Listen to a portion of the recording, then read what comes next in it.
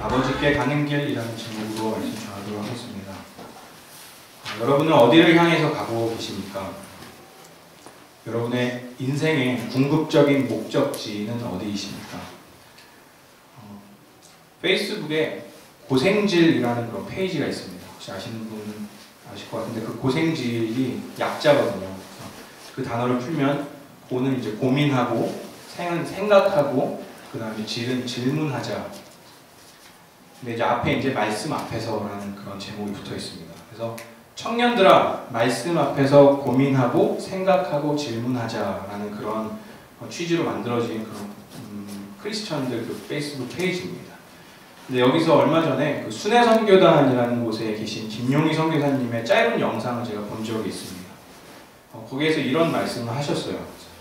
한 부자이고 선한 어떤 그런 사람한테 젊은 학생이 와서 이런 부탁을 했다고 합니다. 선생님, 제가 공부를 해야 하는데 지금 학비를 마련하기가 어려운 상황입니다. 그래서 저를 좀 도와주실 수 있겠습니까? 만약에 저를 도와주시면 제가 열심히 공부해서 훌륭한 사람이 되겠습니다. 그랬더니 이분이 그래요, 참 귀한 생각이네요.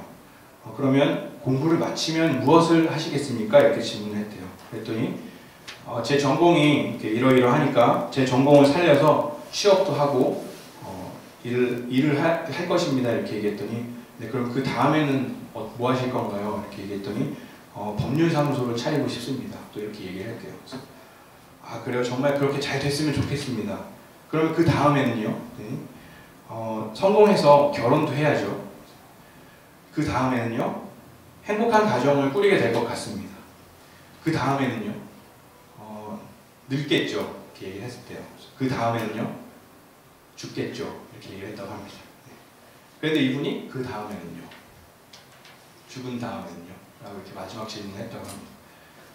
이 대화에서 선교사님이 이렇게 말씀하시더라고요. 대부분의 사람들은 죽음까지만 생각을 한다. 그런데 그 다음에 죽음 이후에는 왜 생각을 하지 않는가, 이제 이렇게 말씀하시더라고요. 그러면서 이 선교사님이 청년들에게 마지막으로 던지시는 질문이 참 의미가 있어가지고 여러분들에게도 비슷하게 질문을 한번 던져보고 싶습니다. 근데 그 질문이 바로 그 선교사님이 던지셨던 질문이 왜 사는가? 여러분 왜 사세요? 이런 질문.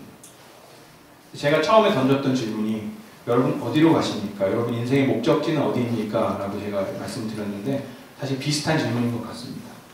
내가 가는 어떤 방향이 내가 왜 사는지를 결정하기 때문에 그렇습니다. 우리가 나아가는 방향은 다 이유가 있고 원인이 있습니다. 예수를 믿는 사람들도 그렇고 예수를 믿지 않는 사람들도 내가 살아가고 있는 그 길에서 한번 던져봐야 할 질문이 바로 이런 질문입니다. 나는 지금 어디로 가고 있고 왜 사는가? 오늘 말씀을 통해서 예수님은 우리의 궁극적인 목적지가 어디가 되어야 하는지에 대해서 말씀해주고 계시는데 바로 아버지의 집이라고 말하고 있습니다. 아버지의 집.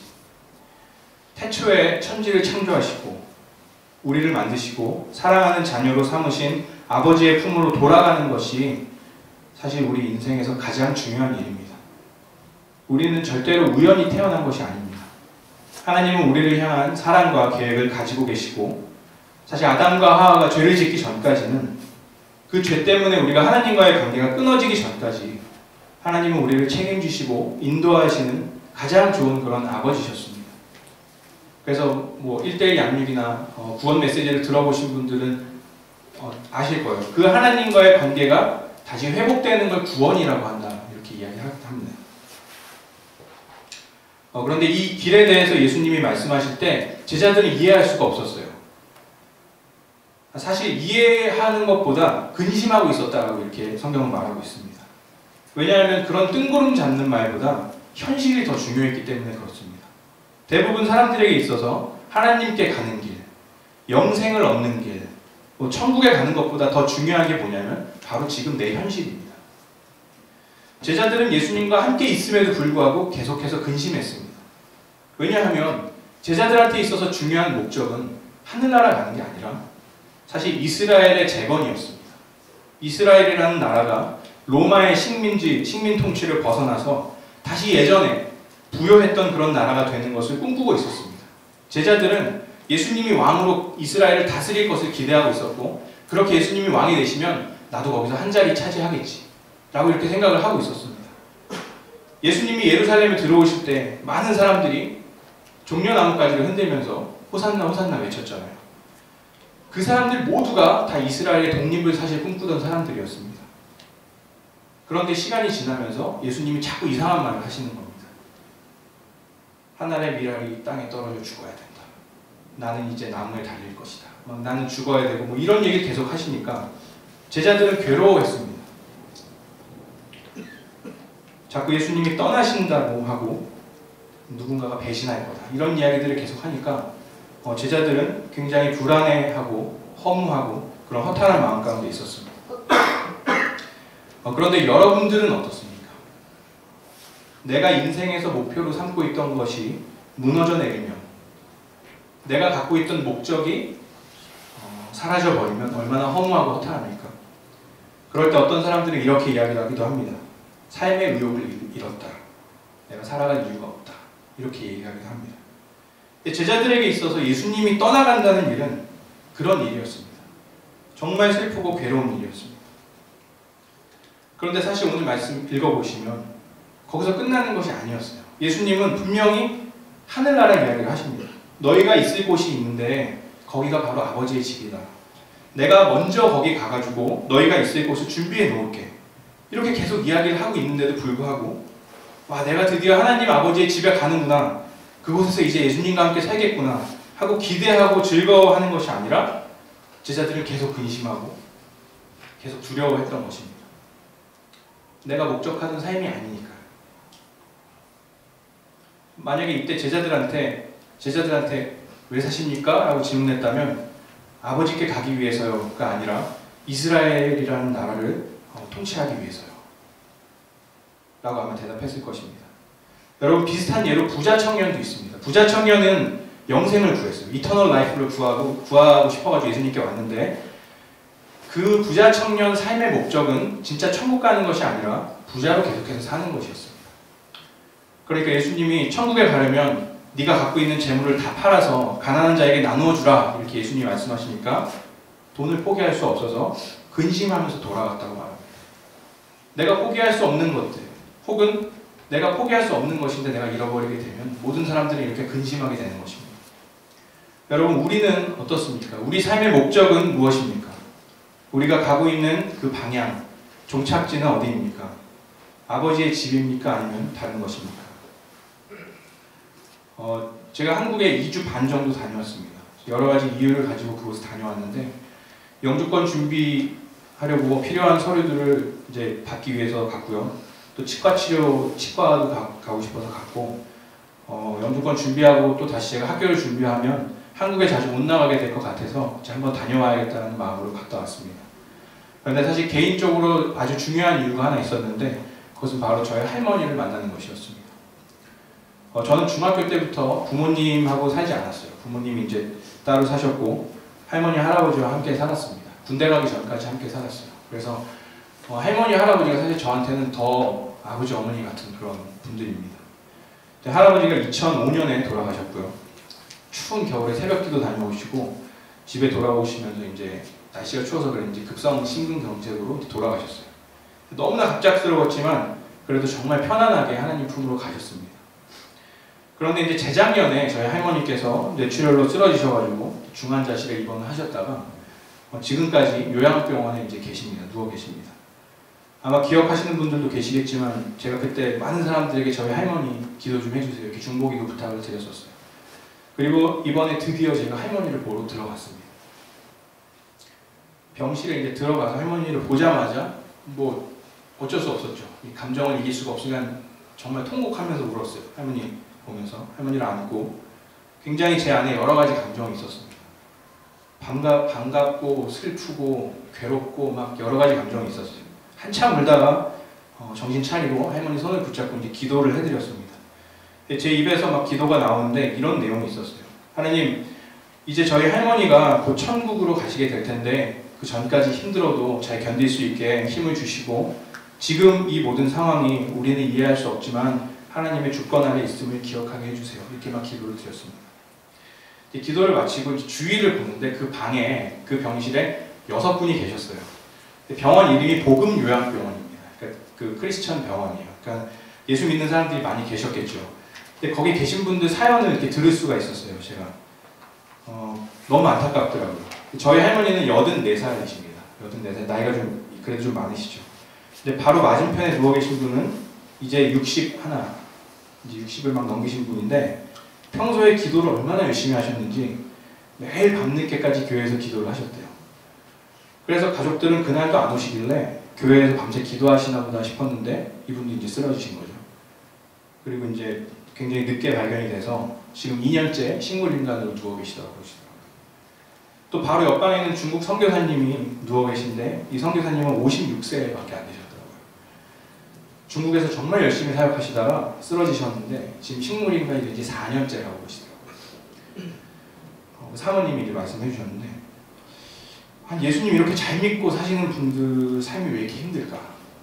이런 생각이 처음에 들고 두 번째로는 가족들의 마음은 얼마나 아플까? 이런 생각이 들었습니다. 그런데 그때 주님이 분명하게 저에게 말씀하시는 것이 있었는데 바로 이것 때문에, 이 일 때문에 내가 십자가를 진 것이다. 이런 마음을 저에게 주시더라고요. 이 죽음의 문제를 해결하려고 내가 십자가를 진 거다라는 마음을 저에게 주셨어요. 인간의 죄 때문에 우리는 죽음을 경험할 수밖에 없습니다. 성경에도 나와 있죠. 한 번 죽는 것은 사람에게 정해진 것이라고. 예수님의 죽음이 제자들에게 가장 큰 허무함이 되었던 것처럼 사실 저한테 있어서도 저희 할머니가 돌아가신다면 그건 저한테 있어서 정말 정말 큰 아픔이 될 겁니다.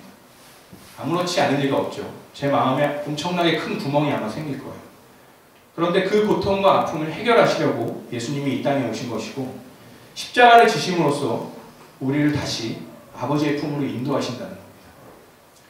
집에 운전하면서 오는데 눈물이 막 계속 나더라고요. 주님 감사합니다. 저희 할머니가 지금은 너무 힘들고 고통스럽지만 할머니가 갈 곳을 마련해 주셔서 감사합니다.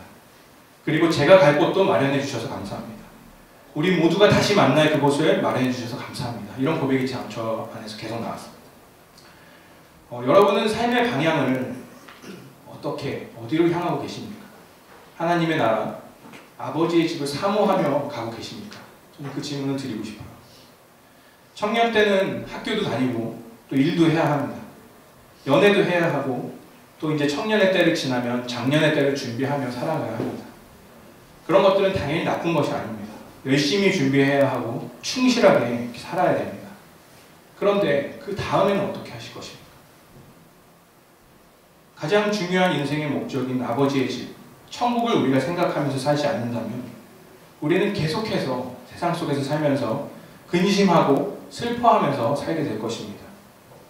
우리가 목표하는 것을 이루지 못할 때마다 우리는 실망하고 때로는 하나님을 원망하면서 살아가게 될 것입니다. 예수님이 우리를 위해 준비해 놓으셨다는 그 집을, 아버지의 집을 우리는 바라보면서 살아가야 되는 것입니다.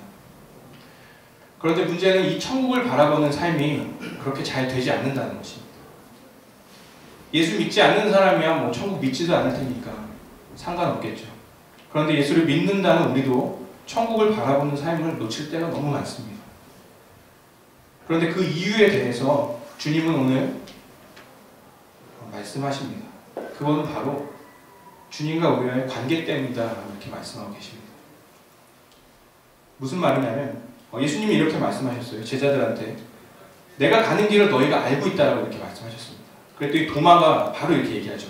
저는 그 길을 모릅니다. 예수님이 어디로 가시는지도 모르는데 제가 길을 어떻게 알겠습니까? 이렇게 얘기를 하거든요. 왜냐하면 도마는 그 길을 지도같이 생각을 했기 때문에 그렇습니다. 아주 피지컬리 존재하는 어떤 길, 그렇게 생각을 했던 거예요. 그런데 예수님은 살아있는 내가 곧 길이다 이렇게 이야기를 하시는 겁니다. 니네가 나를 알고 있으니까, 너희가 나를 알고 있으니까 당연히 그 길을 알고 있는 거야 이렇게 말씀하시는 거예요. 여러분 무슨 말인지 이해가 되시나요? 처음에 이 얘기 들었을 때 참 아리송했습니다. 이해가 잘 되지도 않고. 이렇게 한번 좀 비유를 들어보면 좋을 것 같아요. 만약에 여러분이 저희 집에 와야 되는데 저희 집까지 가는데 필요한 모든 정보와 어떤 자세한 어떤 그런 설명을 듣고 혼자 가는 것과 제가 그냥 여러분을 우리 집으로 데리고 가는 것과 어떤 게 더 낫겠습니까? 뭐 편안한 건 둘째치고 뭐가 확실하고 믿을 만할까요? 당연히 제가 데려가는 게 낫죠. 저희 집인데. 저는 저희 집으로 가는 길을 가장 잘 알고 있을 뿐더러 중간에 어떤 문제가 생길 수 있는 여러 가지 변수들도 이미 경험해서 알고 있기 때문에 그렇습니다. 여행을 다닐 때도 그렇죠. 요즘은 좋은 어떤 내비게이션, 실시간 내비게이션 많이 나와 있더라고요. 그런데 정말 정확한 것은 가이드가 인도해 주는 거예요. 정확한 지도보다 훌륭한 가이드가 함께 하는 것이 가장 낫습니다. 그런데 대부분의 사람들은 예수님을 따라가는 것을 불편해합니다. 왜냐하면 내 마음대로 할 수 없기 때문에 그래요. 내가 일방적으로 따라가야 하는 것보다 내가 보고 싶을 때 꺼내서 보고 필요할 때 사용하는 그런 지도처럼 예수님을 사용하고 싶어 합니다. 그것이 바로 예수님과 우리와의 관계인 거예요. 과연 예수님과 나와의 관계가 정말 나를 인도하시는 인도자와 어떤 나와의 관계인지, 아니면 내가 꺼내서 쓰고 싶어하는 그런 지도와 같은 관계인지. 실제로 우리는 우리의 삶을 잘 알아가려고 굉장히 애를 씁니다. 공부도 하고 경험도 많이 하고 여행도 많이 다니잖아요. 또 남이 경험한 얘기에 굉장히 귀 기울여서 들어봅니다. 그리고 그런 것들을 가지고 나만의 지도를 이제 만들어 갑니다. 그런데 저도 그렇고 선배들의 말을 들어봐도 똑같이 말씀하는 것이 인생을 살아보니까 내 뜻대로 안 된다는 거예요. 인생을 오래 살면 살수록 내가 지금까지 만들어 놓은 지도가 그렇게 믿을만하지 않다는 것을 깨닫게 됩니다. 그래서 솔로몬은 전도서에서 이렇게까지 말하죠. 세상 살면서 내가 해볼 거 다 해봤는데, 정말 다 해봤는데 허무하고 허무하다. 오직 하나님을 아는 지식이 최고다. 그러니까 너희들은 하나님을 경외해라. 이렇게 이야기합니다. 그리고 특별히 12장 1절에 보면 이렇게 말씀하십니다. 젊을 때에 너는 너의 창조주를 기억하여라. 고생스러운 날들이 오고 사는 것이 즐겁지 않다고 할 나이가 되기 전에. 젊은이들에게 하는 말이에요. 너희들 젊을 때에 하나님을 기억해라. 청년의 때에 우리가 도전하고 경험하는 것 굉장히 중요합니다. 그런데 가장 중요한 것은 우리 인생의 길이 되시는 예수님과 동행하는 것입니다. 예수님이 우리를 잘 아십니다. 가장 잘 아십니다, 여러분. 그분이 우리의 고민을 아시고, 그분이 우리의 삶을 아시고, 우리의 고통도 아시고, 슬픔도 아시고, 모든 것을 아시는 분입니다. 그리고 그분이 우리가 하나님 아버지의 집으로 갈 수 있는 길이 되어주시는 분입니다. 그래서 그분이 우리의 삶의 인도자가 되어주실 때에만 우리는 아버지의 집으로 갈 수 있게 된다는 것입니다. 그리고 예수님이 또 두 가지 더 말씀하시죠. 내가 길이요, 그 다음에 진리고 생명이다라고 이렇게 말씀하시는데, 여러분, 진리의 특징이 있는데 진리는 변하지 않습니다. 불변합니다. 진리는. 좀 다르게 얘기하면 그대로 이루어지는 하나님의 약속이다라고 생각하시면 돼요. 진리는. 하나님의 말씀이 변하지 않습니다.